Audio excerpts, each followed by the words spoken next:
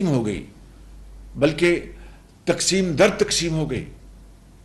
और आज आप देखिए कि ये जहर हर जगह पहुंच चुका है, चाहे वो सियासी जमातें हैं, चाहे वो मजहबी मदरसे हैं, चाहे वो तालीमी इदारे हैं, चाहे वो कारखाने हैं, चाहे वो ब्यूरोक्रेसी है। यानी ज़िंदगी के हर तबके में ये जहर जो है वो पूरी तरह सरायत कर चुका है। और चोर डाकू की गर्दान दिन रात की उन्होंने। और किस तरह झूठे मुकदमात में पॉलिटिकल लीडरशिप को, कारकुनों को इंतकाम लेने की खातर, अपने ज़ाती जो इंतकाम, उसकी आग को बुझाने के लिए उनको जेलों में भिजवाया गया। और सरीहन वो झूठे मुकदमात थे।